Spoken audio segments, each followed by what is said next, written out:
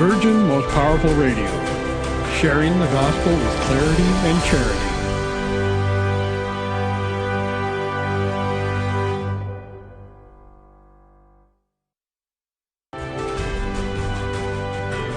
Virgin Most Powerful Radio, sharing the gospel with clarity and charity.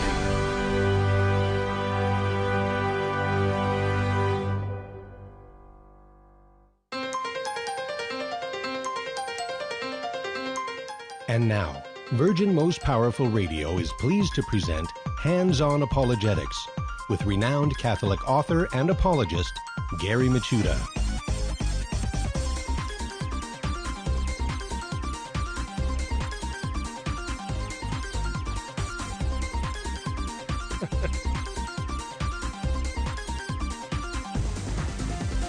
And welcome, Hands-On Apologetics. You have just entered into the Apologetics Zone, Virgin Most Powerful's Apologetics Dojo. I'm Gary Michuta, your host and sensei, and welcome aboard, everybody. It's great to be with you today.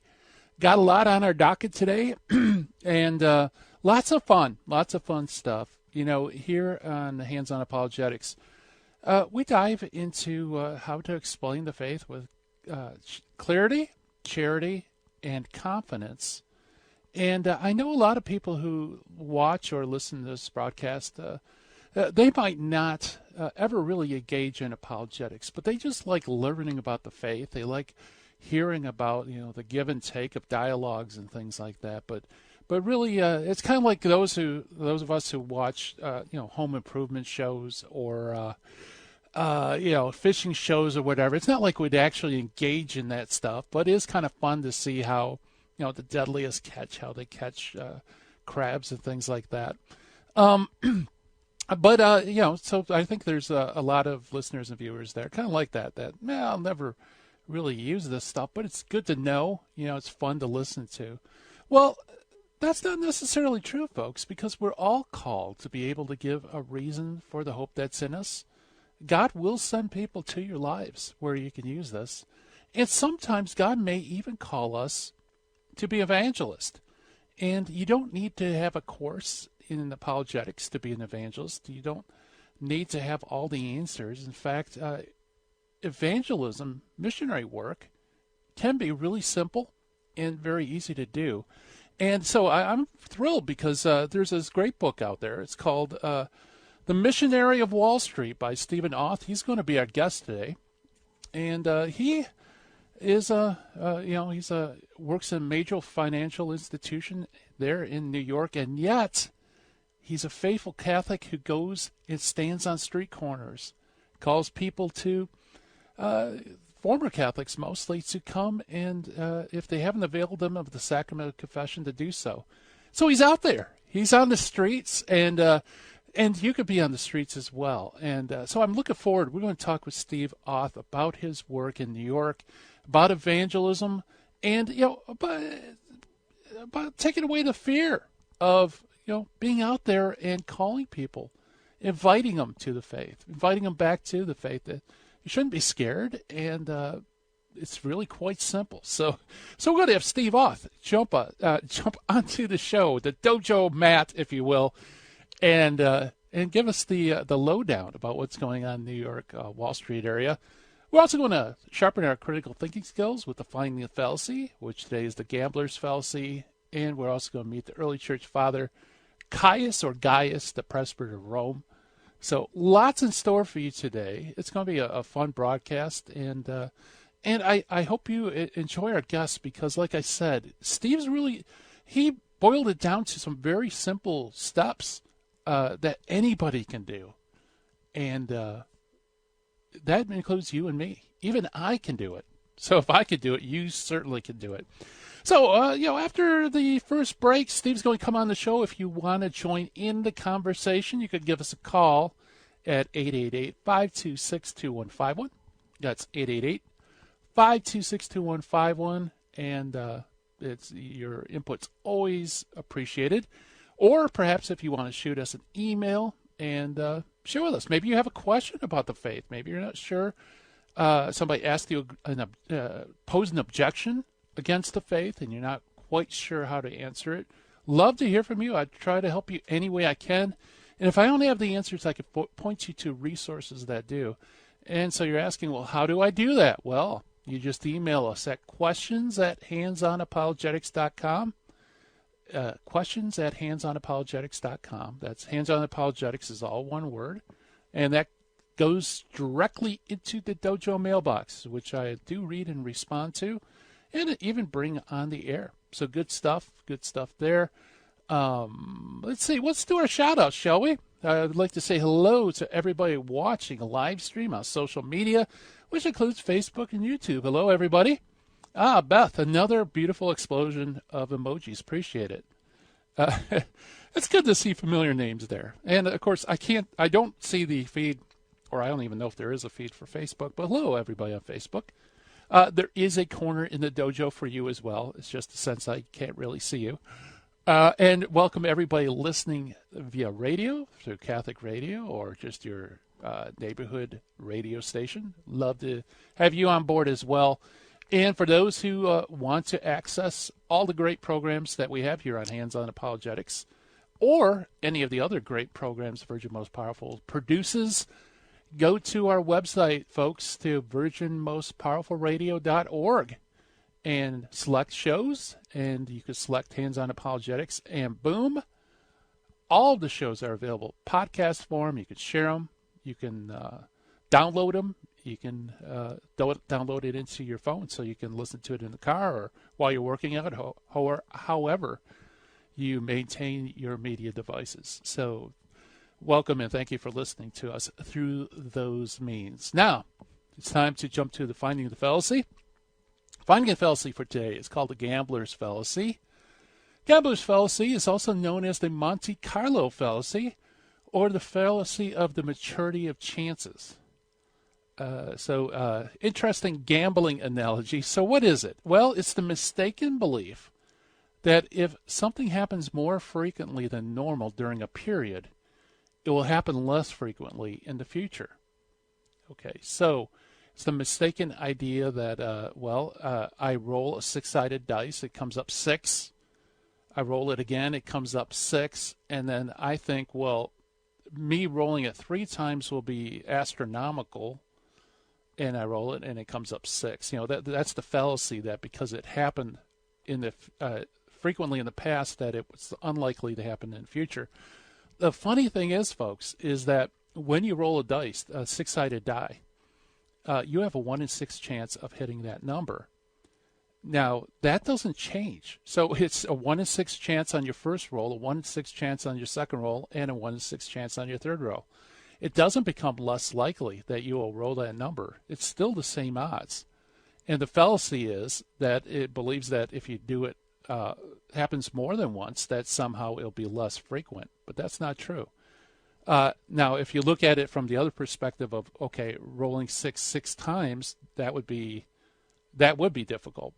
But that's because you're taking the whole thing together. You're not just looking at individual rolls.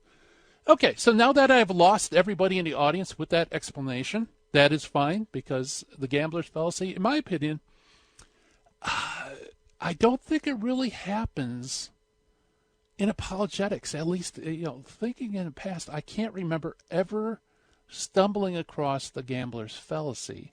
But nevertheless, it's good to keep in mind, because you never know where, many times these fallacies, you don't see the exact example, but you see a similar example going on in a completely different context. So it's good to know these fallacies, even if it might not, be like the rolling 6 3 times type deal. So anyway, good to know, and we can file our way in our Finding the Fallacy series. All right, folks, let's see. Shall we jump to the Meet the Early Church Fathers? Yes, I believe we shall. Our early church father today is a rather obscure father. His name is Caius, C-A-I-U-S, or sometimes it's with a G, Gaius. And he's known as Gaius, Presbyter of Rome. He flourished sometime around AD 198 to 217. We're not really sure the exact dates. And the reason for that is little or nothing is known about Caius or Gaius, other than he's a presbyter within the Roman Church. Beyond that, all we have is a fragment that was preserved by the church historian Eusebius in his church history. And in that fragment, as I'll read in a couple seconds, he mentions that he lived during the pontificate of Zephyrus, Pope Zephyrus, who reigned between 198 and 217 AD. And he also wrote a dispute with a person named Proclus, who was a Montanist.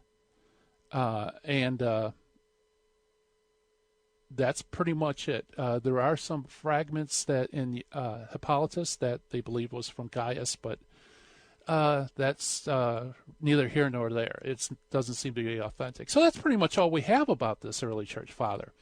He's a presbyter or priest in Rome, the Church of Rome, and he lived during the reign of Pope Zephyrus, which is 198 to 217. And he wrote this treatise against, like I said, this guy named Proclus. Now, Proclus was a Montanist, so let me explain what Montanism is very quickly. It was a kind of Pentecostal group, I guess you could say. They believed that but they believed public revelation was still being handed out through their own prophets and prophetesses. So it kind of had a veneer of Catholicity. It was kind of Catholic, and yet it was very un-Catholic. And this was a popular group in Phrygia, and also you might be familiar with the Montanists because the early church father, Tertullian, kind of got seduced by this group's teaching. Let's see. Okay, let's jump to his quote. And this is interesting. Now, this is most of it's from Eusebius setting up the quote, and then there's just one line. It says, it's recorded that Paul was beheaded in Rome itself, and Peter likewise, who was crucified during the reign of Nero. The account was confirmed that the names of Peter and Paul over the cemeteries there and remain till the present time. And then he goes on to quote from Caius, which he says, I can point out the trophies of the apostles, for if you're willing to go to the Vatican or the Austin Way, you'll find the trophies of those found in this church. So, stay tuned. More on the other side.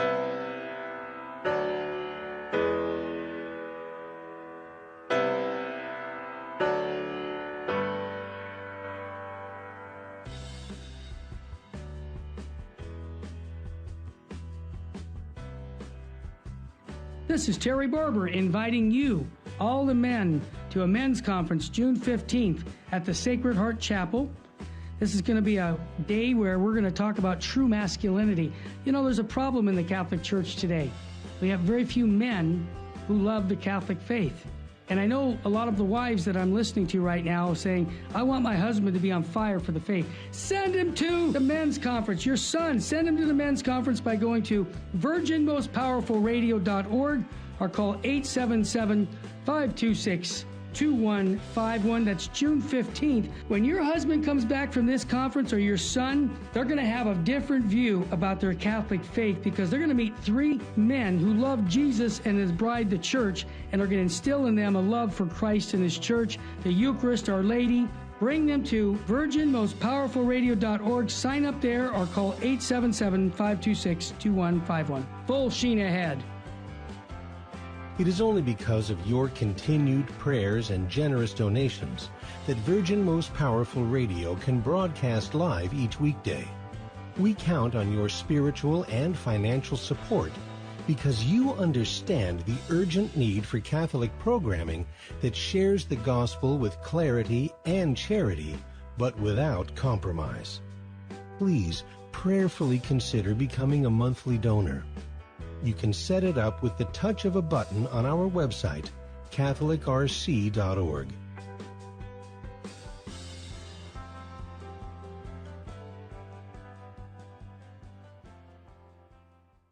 Buying or selling your home or your business property? This is Terry Barber. Real Estate for Life underwrites the Terry and Jesse Show. And they can connect you to one of 900 pro-life real estate agents around the world. And when they receive their referral fee, they will give 80% of it to a pro-life organization. Wow! That's 80%! realestateforlife.org, 877-LIFE-US1. Now, back to Hands-On Apologetics with Gary Machuda. If you'd like to join the conversation, call 888-526-2151. Here's Gary. And welcome back, everybody, to Hands-On Apologetics. And while we're getting our guest on the phone, I should probably explain a little bit about that. Why is it important that we have this little abstract from Gaius, the Presbyter of Rome? Well, first, he's very early on. He lived right around the turn of the 2nd century, the 3rd century. And most important, he talks about how the trophies of the apostles, that is, the tombs of the apostles, Peter and Paul, are there at the Vatican or in the Austrian Way, and you'll find the trophies of those who founded this church. So why is this important? Well, if you're familiar with apologetics in regards to the papacy, it's important because the apostles were commissioned by Christ to go preach throughout the world, and there's 12 apostles in which he gave Peter a primacy, and the question is, well, who succeeded Peter in his ministry? Well, we have to find out where he dies, and that is why Gaius, the Presbyter of Rome, is important, because it shows that, yes, Peter died in Rome, so his successor is the head of the church. Very good. All right, so we got our guest on. Let me introduce him. Steve Auth is a long career on Wall Street, first with Prudential Investments, and he's currently Executive Vice President and Chief Investment Officer of Federated Global Equities. He's a frequent guest on CNBC, Fox Business News, Bloomberg TV, so you may have saw him on many of these shows. He also has an undergraduate degree from Princeton University, and it graduated summa cum laude, and also he graduated with a degree from Harvard Business School. So welcome to Hands-On Apologetics, Steve Auth. Thank you, Gary. Yeah, I have your book, and here, let me hold it up for the camera, Missionary on Wall Street, and great book. Probably, what's the best way? I guess the best way to explain this is, tell us a little bit about your background. Well, I was born Catholic, as you would say, altar boy, all of that, working class neighborhood in one of the outer boroughs of New York City, the Jersey borough, Newark. Mm-hmm. Went off to Princeton, and by the time I got out of college, frankly, had pretty much lost my faith, Gary. I probably consider myself kind of agnostic. Married the girl of my dreams a few years after that, and as the kids came, she was a devout Catholic, and as the kids came along, I found my way back to the faith, at least at a point that the book starts where I'm pretty much I'd call myself a lukewarm Catholic. Sunday morning Mass, the other 6.5 days were mine. And in my case, the Lord sort of seems to have taken somewhat dramatic action. I had a near fatal incident with my heart in 2002, and had the chance to have the sacrament of the anointing of the sick, and my first confession in probably 30 years. And after that, the priest, Father John Connor, said to me, Steve, you're a guy who's been given a lot of talents, but you've been a poor steward of them. And you've been using them for yourself and not for the Lord, and you need to rethink that. And that led me to confirm that I needed to do more for him. And I promised I would answer the call, if you will. And not too long after that, helped co-found the Lumen Institute, which is an organization for Catholic businessmen to form them better in their faith, and then to take that to the world and make the world a better place through better use of Christian values. This is a long story, but it really the next stop is in 2009, where I get a phone call. It's in the middle of the financial crisis, end of another long day at work in Pittsburgh in this case, settling into the hotel room. I get literally a phone call. And it's basically from the Lord, although it's through the person of my wife, who's been asked by the pastor at Old St. Pat's for the Regnum Christi team in New York to come out into the streets to help find fallen away Catholics for his parish, because his parish is shrinking as the old Italian and Spanish population moves out and the young urbanites move in. And there we are. And, the book starts there. I tell my wife, look, there's no way I'm going to do this. It doesn't make any sense. It'll never work. People will be putting cigars out in our forehead. So I entered it very reluctantly, Gary. I'd like to say I entered it, I embraced the concept, but I didn't. I think many of us are fearful, and this seemed to me to be a particularly ridiculous proposition. Yeah, especially with your background, because through the Lord's providence, you have this background in finance, and then when you felt the Lord calling you, I mean, naturally you went to form the Lumen Group, but to stand out in the street and call people to church, that must have been a square peg round hole type moment. Yeah, and for the first couple of years, Gary, I felt that way, and but we persevered. And what I learned is that the Lord doesn't call the equipped; He equips the called. Yes. And over time, I developed skills and maybe found some that I had from Wall Street that were useful. Only later did it become apparent why He might have chosen me for this. And, here we are 11 years later. We've spoken to 3 million people on the streets of New York. We've had in-depth conversations with probably 250,000 former Catholics, brought maybe 10 or 15,000 of them back to the faith through the sacrament of confession. And as the book proceeds, and it's organized, interesting, given your background, the subtitle of the book at one time was going to be, or my working subtitle was, A Layman's Guide to Street Apologetics. So it's a kind of street apologetics. Yeah. Not nearly as sophisticated as what you do, but, how do you deal with people who say they have their own relationship with God, or they're too afraid to tell a priest, or they've got an unforgivable sin, or they follow a religion called atheism? Yeah. But something happened, and again, I think you might be able to relate to this story. It's kind of a long story, so cut me off, or maybe I'll just reference it if you want to talk about it. But okay. We have about 3 minutes. Oh, okay. Well, it's probably too long of a story, but it's something happened, and it's in the book probably midway through of me meeting with a man who had fallen away from the faith 40 years earlier, had concluded that the Catholic faith was completely made up in the Middle Ages, the Mass, the whole thing, the crazy ritual, and a series of very odd coincidences related to art at the Met and my, what I know about that, and this gentleman and where he was in his life start to emerge that just blows you away. And that was probably a big turning point for me in realizing, well, wait a minute here. The Lord has a plan, and He's using me in a way that's very powerful, so I've just got to kind of throw myself into it, and hence what's happened since. Yeah. So tell us a little bit more about the. Actually, we have a little bit more time than I thought. Tell us a little bit more about like how the Lord connected with this person. Well, he's just walking down the street.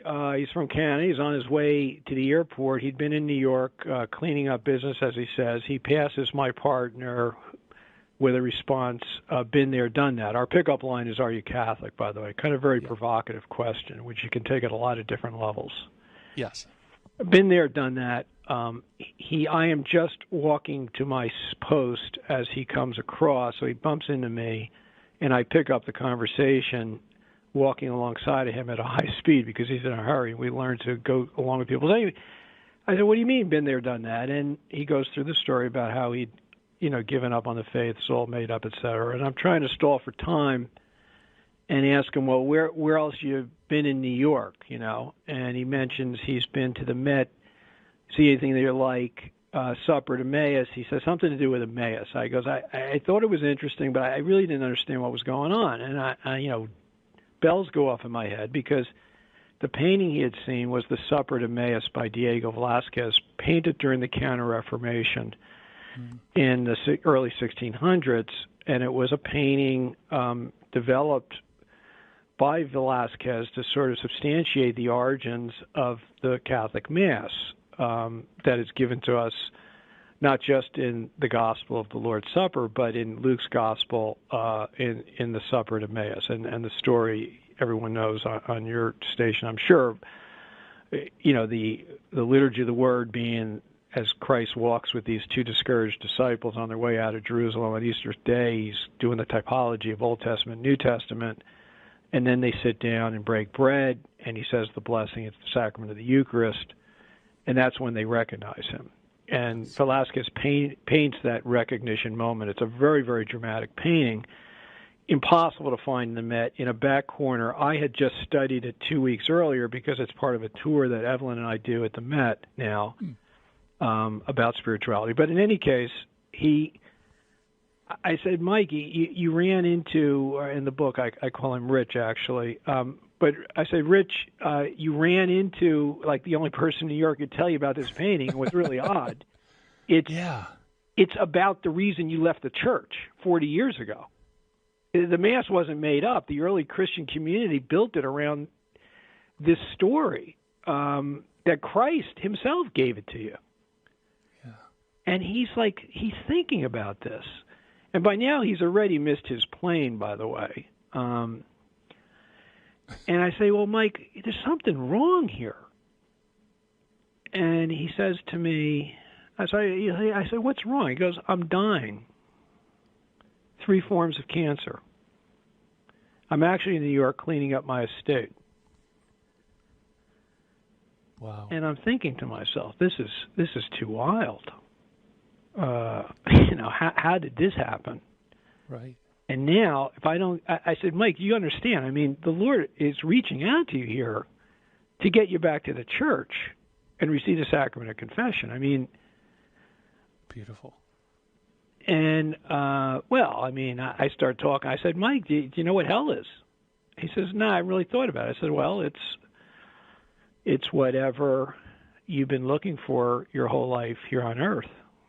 So you're about to get an eternity without God. I mean, how's that working for you?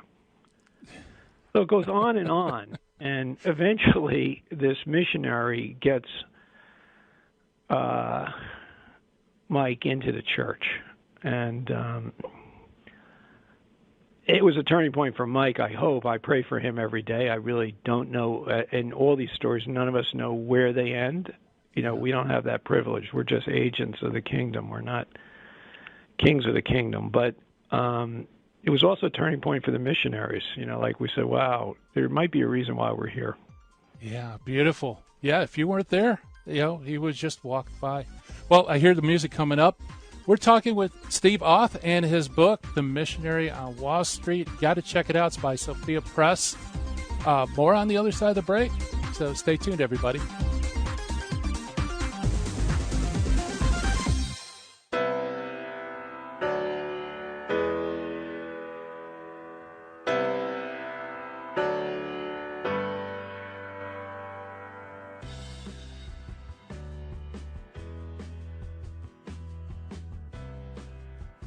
This is Terry Barber inviting you, all the men, to a men's conference June 15th at the Sacred Heart Chapel. This is going to be a day where we're going to talk about true masculinity. You know, there's a problem in the Catholic Church today. We have very few men who love the Catholic faith. And I know a lot of the wives that I'm listening to right now saying, I want my husband to be on fire for the faith. Send him to the men's conference. Your son, send him to the men's conference by going to virginmostpowerfulradio.org or call 877-526-2151. That's June 15th. When your husband comes back from this conference, or your son, they're going to have a different view about their Catholic faith, because they're going to meet 3 men who love Jesus and his bride, the church, and are going to instill in them a love for Christ and his church, the Eucharist, Our Lady. Bring them to virginmostpowerfulradio.org. Sign up there or call 877-526-2151. Full sheen ahead. It is only because of your continued prayers and generous donations that Virgin Most Powerful Radio can broadcast live each weekday.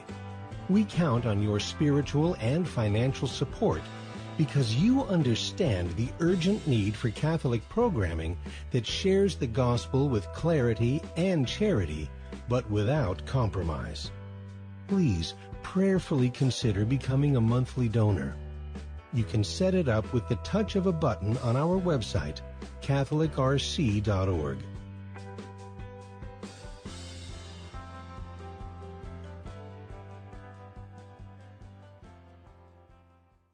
Buying or selling your home or your business property? This is Terry Barber. Real Estate for Life underwrites the Terry and Jesse Show. And they can connect you to one of 900 pro-life real estate agents around the world. And when they receive their referral fee, they will give 80% of it to a pro-life organization. Wow! That's 80%! realestateforlife.org, 877-LIFE-US1. This is Jesse Romero. You're listening to Hands-On Apologetics with Gary Machuda on Virgin Most Powerful Radio. And welcome back to Hands-On Apologetics. We're chatting with author Steve Auth on the book, The Missionary of Wall Street. And right before the break, Steve was sharing with us a story of a gentleman that they encountered out in the streets of New York who, I guess I could call it a divine setup, because it seems as if God had been already working in this person's life, and he's about to approach the end of his life, and at the same time he happens to come in contact with Steve and has some pretty profound things in common with him, and the end result is ultimately confession, reconciliation with the church. And so it's just brilliant stuff, and it's something that we should keep in mind as apologists as well. That it's not us who, we were talking with Marcus Grotte and also Matt Swaim earlier this week, that it's not up to us to convert. That's God's business. He just chooses to, to use us unworthy instruments to kind of welcome them home. And that's what the beautiful thing about Steve's Auth work and the Missionary of Wall Street is all about. It's about putting yourself out and, being used by God to do the work. And Steve, I love the book because it's arranged almost like a private diary, where it's journal entries like Tuesday of Holy Week and Spy Wednesday 2014. It's about your these little conversations you have with people. Yeah, that's actually how the book got started, Gary. I started early on, in fact, around the time of the discussion we just had, the story of Emmaus, that I began to say, wait a minute, there might be something here. So I started keeping notes and writing a little blog entry every morning from an anonymous person called a Missionary, which was me. And it would just tell a story or two that had happened the night before, either with me or one of the other missionaries, as a way of keeping track of all these little miracles, if you want to call them that, but also of encouraging the missionaries. And gradually people would read the blogs and just show up and join our ranks, which continued to grow. And it was only over time that, people encouraged me, maybe this could be made into a book. One, just to collect them all, but as I prayed on the book and worked on it through a series of edits, it became more than just that too, though. It became, as I said, a kind of field guide, because we try to organize it around how do you actually do this? Because as the years rolled on, we found more and more movements in the city coming to us, asking us, could you train us in how to be a street evangelist? Right. So we developed a training program. How do you go about doing that? A lot of that training program, frankly, revolves around preparing your heart as much as preparing your mind. Because I always tell people, end of the day, love them in. Love, don't think. And, our other big thing is joy, which Pope Francis is certainly onto, that joy and love are two of the great distinguishing characteristics of Catholics. And, our brand is probably a little tarnished on a lot of different levels. But joy and love is what built the early church, what distinguished the early Christians, and it really stands out on the streets of New York. Yeah, I bet. And one of the things I love about your approach is that it's very simple. Like for each entry, it's every conversation starts the same way with the question, "Are you Catholic?" Then it's almost like it's not so much what you say, but it's almost like a counseling session. You know, how they answer you, engage them in where they are. Yeah.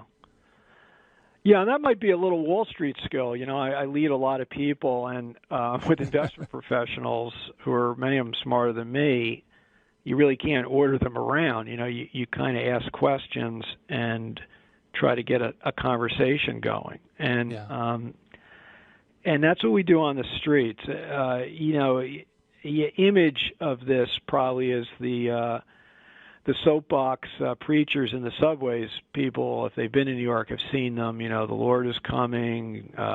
You know, world ending. They're sort of just yelling a diatribe out at the passing crowd, and they very rarely get anyone to interact with them. But if you're out there on the street corner humbly asking questions and giving people a chance to talk, my gosh, it's surprising how many people are willing to stop and talk if engaged in a loving way. So many of them, I think, are struggling spiritually, and the chance to touch someone loving that's willing to listen to them and maybe give them a little bit of help. And ultimately, of course, you know, what we're trying to do is get them back to the sacraments. You know, people talk about, you know, we don't need the priest, we don't need the sacraments, all this stuff, but the Lord gave us the sacrament of the Eucharist and the sacrament of confession for a reason. He knows our human weaknesses, and he knows how we have a tendency to get off track and gradually build up walls between us and him. And that's what happens to folks, I think, when they leave the church and they're trying to pursue their own relationship. And I always say that my comeback to that is, well, how is it going for you? And the answer is always not good, you know. So, yeah, if we can get them back, well, in some cases, if we can just get them thinking, we declare a certain level of victory. Because sometimes, you know, you've got to peel off several layers of armor to really penetrate. We have people come back 3 years later and say, listen, I turned you down on the confession ask 3 years ago, but I've been praying on this rosary you gave me, and I'd like to go now. Can I still go to confession? You know, but if we can get them to the Lord in a meeting with the Lord in the sacrament of confession, then he does his thing, you know, and it's usually very, very powerful. I mean, people come out of their first confession in 20, 30, 40 years, and they've been carrying something around big that we had a sense, but boy, the relief when they come out and realize they are not unforgivable, that in fact they're still a beloved child of God, and they're crying, they're hugging us, thanking us for being on the street corner. It's enough to keep you going. Yeah, I bet. When you're standing out on the street corner, do you ask everybody you see, or do you kind of get a feel for this is a person I need to talk to, or perhaps feel like, boy, I better not ask this person if they're Catholic? You know, Gary, we initially followed that temptation, like tried to edit who we talk to, if you will. Yeah. And it was so surprising to us as time developed that the most unsuspecting people that you'd never would have thought actually are ones that have an issue or actually are Catholic or former Catholics, that we pretty early on stopped doing that. And we ask everyone of all stripes and colors, shapes and sizes, and it's always remarkable to us of who responds to us. Yeah. And I bet. Yeah. So, okay, so you approach somebody, you ask them if they're Catholic, you listen to them with love. Ultimately, like you said, it's to bring them to Christ and the sacraments. But you also mentioned that you give rosaries. So there's some other components to this as well, isn't there? Yeah, well, a lot of Catholics remember rosaries, and there's this wonderful story at the very beginning of the book. The book actually starts off with this sort of dramatic story on a dark alley in Chinatown, and this incredible encounter between this missionary and this ex-con packing a gun on a drug run. And the missionary's armed with 3 rosaries. And the rosary is the thing that turns the tide. It's so beautiful. Yes. And, even fallen away Catholics remember the rosary. Sometimes they don't remember how to pray the rosary. So in that incident, you'll see the missionary out there in the fog on this alley with this ex-con praying the rosary together. It's really beautiful. But it really touches people, and it kind of brings Mary into their lives. And as I said, we've had people come back to us a few years later with a worn-out rosary that we'd given them, that they've been praying on, and that they're ready now for that next step, So it engages Mary. They love it. And, of course, even non-Catholics will take a rosary, So it kind of brings the whole crowd alive. It's a great thing. The other one is the votive candle. This is another great way to bring people into the church, because even fallen away Catholics or non-Catholics, and this is the way we get a lot of even non-Catholics into the church, people love to light a candle in the church. They have warm memories of that, and there's a sense of peacefulness there that brings them in. And if we can't get them to confession initially on the street, we can at least get them in to light a candle. And then, many of those folks that go in just to light a candle end up coming out an hour later having gone to confession. So, wow. And we have a crew in the back of the church that we, our kind of final line. The book describes how we set up this sort of human net throughout the neighborhood, people with different skills sort of positioned at different stations, if you will. Right. But one of our last bulk works is always the gentle souls in the back of the church that, help encourage people that they can sense need to go to confession, but are, have found their way to the church, but just can't make it the last step without some help. Yeah. Now, was that there originally, or did you see the need for that later on? The missionary in the back of the church position? Yes. Yeah, no, we developed that probably a couple of years into it, where we just began to see how important that was, because out on the streets, sometimes you can get someone all the way to saying, I definitely go into confession, and will march in directly on their own. Sometimes, people need to be sort of walked in, and then others that are just struggling. And we realized if we had some folks in the back, that could help a lot. And it has to be that's a very difficult position. It's described in the book, but yes, that's proven to be one of our most effective stations in the entire chain. Well, Steve, we got one more segment. Can you stay on for one more? Sure, I'd love to. Awesome. Great. We're talking with Steve Auth and his book. It's an awesome book. Pick it up, Missionary of Wall Street by Sophia Press. We're on the other side of the break.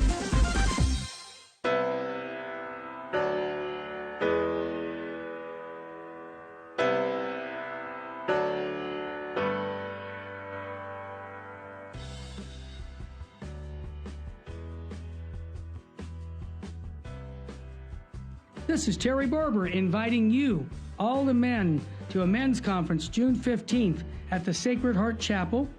This is going to be a day where we're going to talk about true masculinity. There's a problem in the Catholic Church today. We have very few men who love the Catholic faith.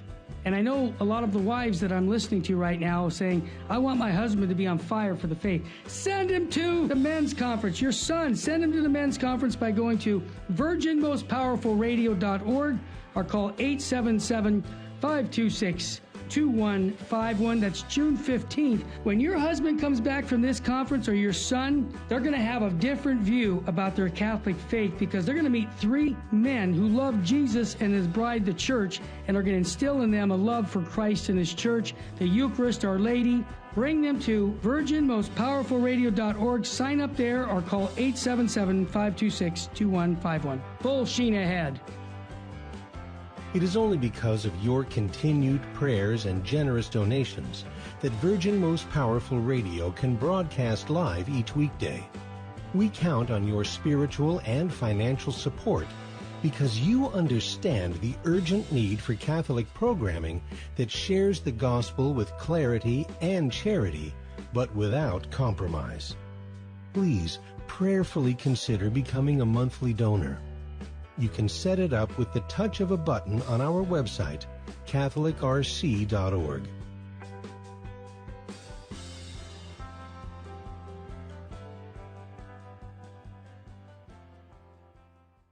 Buying or selling your home or your business property? This is Terry Barber. Real Estate for Life underwrites the Terry and Jesse Show. And they can connect you to one of 900 pro-life real estate agents around the world. And when they receive their referral fee, they will give 80% of it to a pro-life organization. Wow! That's 80%! realestateforlife.org, 877-LIFE-US1. Now, back to Hands-on Apologetics with Gary Machuda.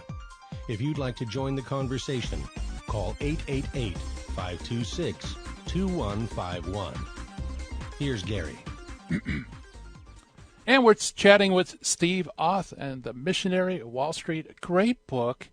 And, Steve, as I was reading the book, at first my expectation was, well, your expertise is in finance, so it makes sense that you would fit right in, being so close to Wall Street at Old St. Pat's. But then I noticed, like you said in your story, that, of course, it's New York. And New York has a lot of people who come there, sightseers, vacations, all sorts of reasons.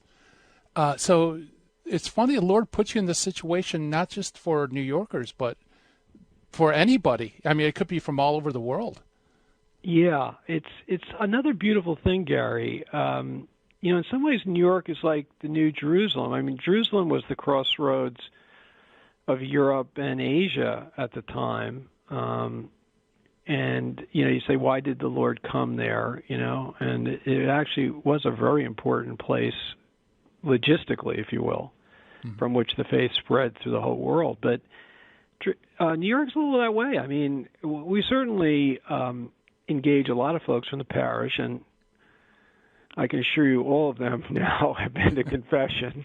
Fun of them, they walk up to us and they go, "Don't worry, Steve, I've been to confession." That wasn't always the case when we started, but beautiful. That's an accomplishment in and of itself. It is, yeah, and yeah. It's been very beautiful, and it's been great for the parish as it's grown and become a hub, especially of the younger people in the city. They come from all over, which I was about to say that it's also a place that a lot of New Yorkers come to for shopping and dining. Okay. So it's a hub of the city in some ways. But, of course, especially in Holy Week, I'd say, I mean, we do it 4 times a year, but Holy Week, I would guess around 25% of the people that we encounter come from all over the world, particularly a lot from Europe.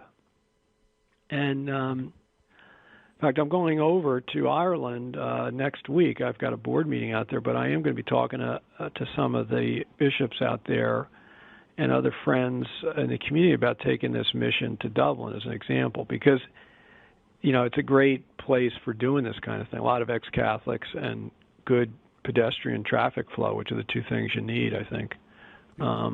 But yeah, it's been, the sparks of the thing, maybe, we don't know. As I was saying earlier, we don't know where all this leads, but sparks have bounced out of this mission to other parts of the world. Yeah, that's beautiful. I mean, God bless you and your work. It's fantastic. I guess my question to you is, what is the biggest obstacle that would prevent Catholics from doing something like this in their own area? Is it the fear of the unknown? I think the fear, as I recruit missionaries, and we've done a lot of that, and I think fear, it was certainly my biggest obstacle, and maybe I overread it into others, but I think for many, the fear is the largest one, that you'd be embarrassed, someone might recognize you, you're going to get a cigar put out in your forehead, as I tell my wife early on. And all those things do happen, by the way. But one thing I say to the missionaries is, have you ever answered a call from the Lord and later regretted doing so? And then another question would be, have you ever done something that you knew the Lord didn't want you to do and not regretted doing so? Wonderful. So it's just a matter of putting yourself in His hands and letting it happen. And a lot of times I sign the book for people, I write, "Be not afraid." I think that's a key message and theme of the book. And yeah, this is probably one of the more dramatic and radical ways to evangelize.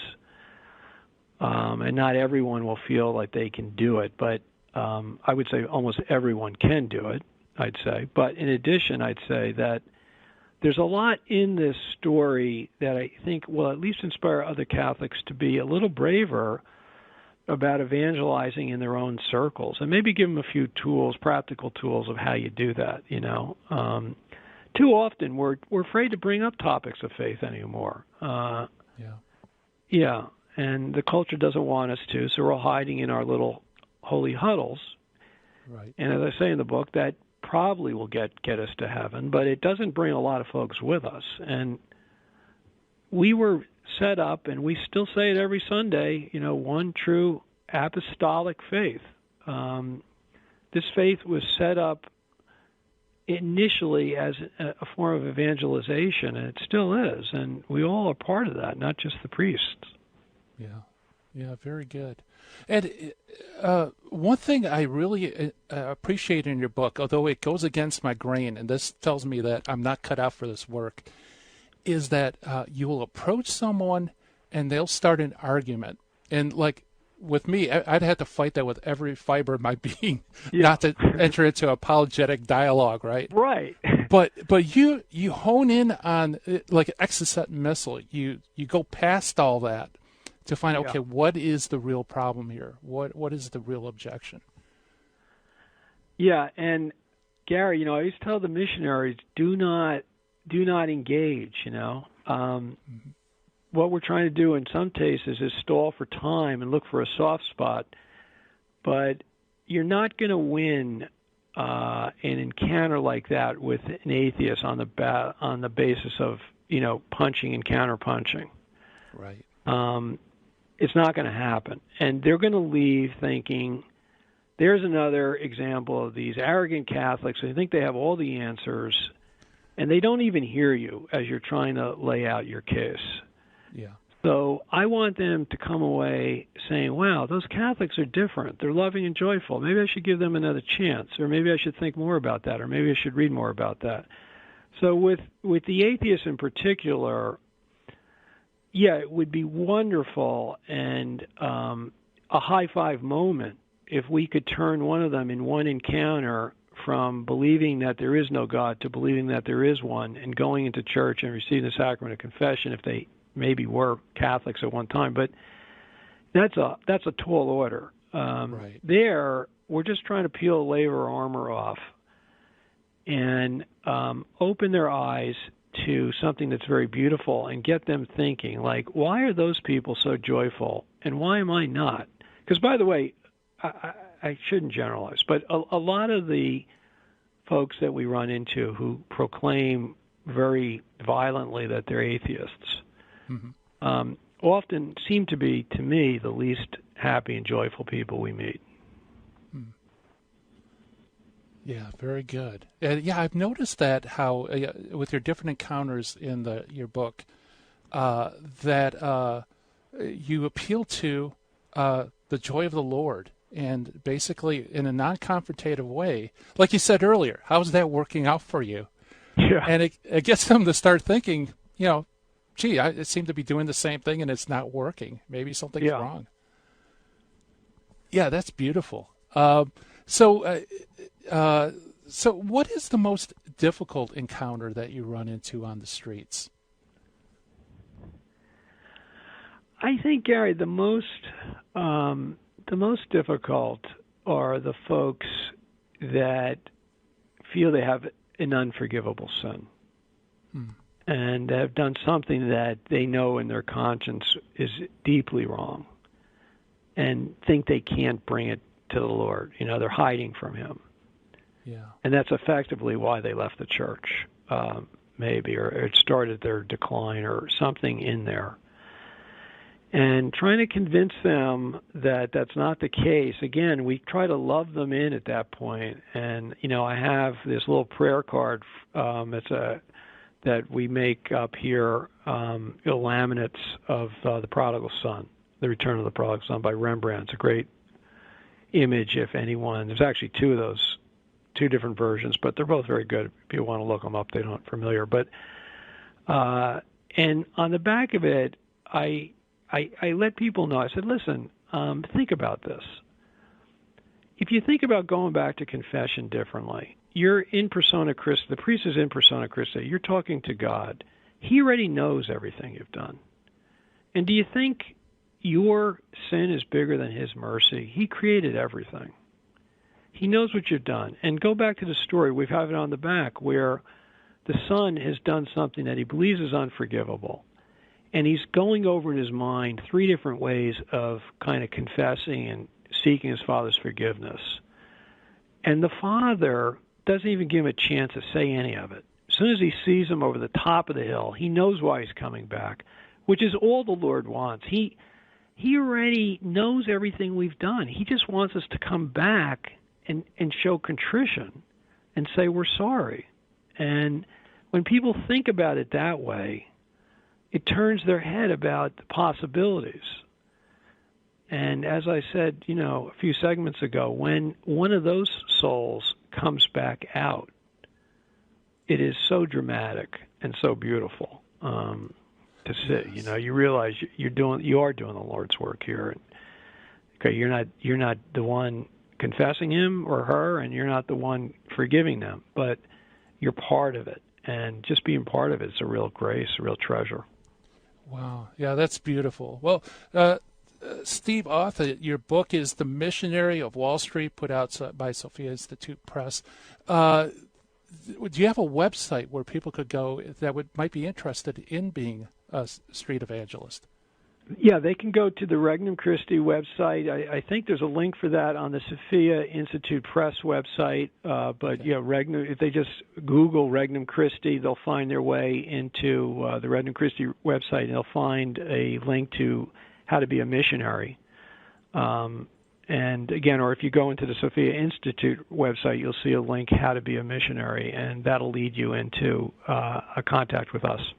Very good. Well, thank you so much for coming on the show. You've been an example to follow, that for sure.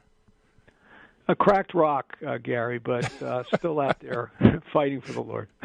Well, it's better to be a cracked rock than a blockhead like me, so I appreciate it. Thanks a lot, Steve. Thank you. God bless. You too. And Steve Auth, check out the book, Missionary Wall Street. Great stuff. And, maybe the Lord's calling you to get step out of your comfort zone. Ask some people, are you a Catholic? Have you been to confession? Do you want to know where there is confession? Great stuff. And talk about great stuff. The fun continues here at the dojo. Coming up tomorrow, Master Apologist William Albrecht's going to come on. We're going to talk about the Quran and the New Testament. Which one gives an accurate picture of Jesus? It's going to be fascinating. And also Brian Mercer coming up Friday to talk about Mormonism. So lots of very cool information coming at you. And speaking of cool stuff, the Terry and Jesse show is coming up next. And it's time for me to shut down the Midwest Command Center, turn out the dojo lights. Well, I tell you, it's the fastest hour in Catholic Talk Radio. Thank you for joining us, and God willing, I'll see you tomorrow. Everybody have a great day. In the 1990s, I lived and worked in Hollywood. But when my wife Betty's mom took ill, we relocated to Orange County. And it was during this time in our lives that I converted to Catholicism. Once my eyes were opened to the truth, I couldn't learn enough about the faith. But I had less free time than ever, especially with a long commute. That's when I discovered the real value of Catholic audio. Listening to cassette tapes transformed my daily commute into a miniature retreat. And that's the beauty of Virgin Most Powerful Radio today. Since the podcasts are archived, you can listen anytime on our smartphone app. I know how listening to Catholic audio can bring you closer to Christ and His Church. So I encourage you to visit the App Store or go to vmpr.org and download the app today. It just might change your life. I'm Matthew Arnold for Virgin Most Powerful Radio. I'm a soldier for Christ.